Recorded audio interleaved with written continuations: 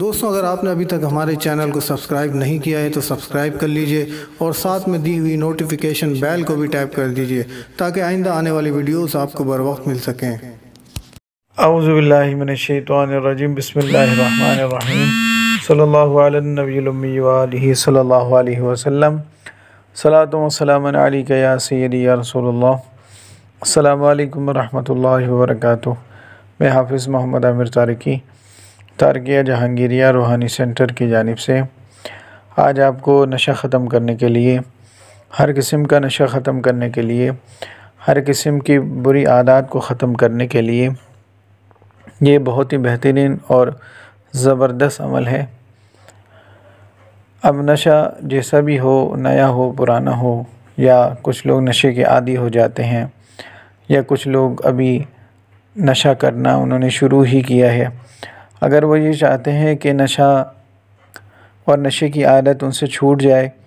تو اس عمل کو کریں۔ یہ نہایت ہی چھوٹا عمل ہے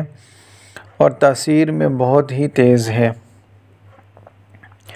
آپ نے کرنا یہ ہے کہ اگر کوئی شخص آپ کے گھر میں، اللہ نہ کرے خدا نہ خواستہ، کوئی نشہ کرتا ہے، یا پھر جو شخص نشہ کرتا ہے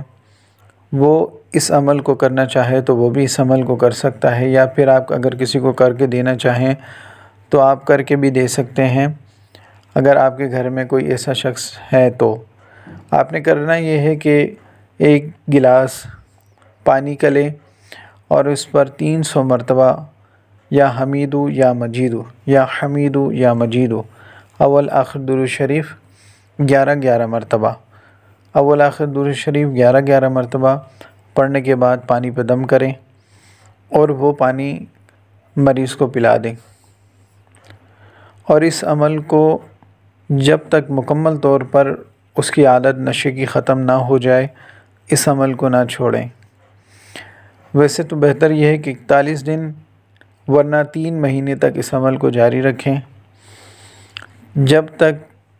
اس شخص کی عادت نشے سے مکمل طور پر نہ چھوٹ جائے آپ بھی اس عمل کو نہ چھوڑیں۔ اور جب یہ عمل کریں تو ہفتے میں ایک بار صدقہ ضرور دیا کریں، کیونکہ صدقہ تمام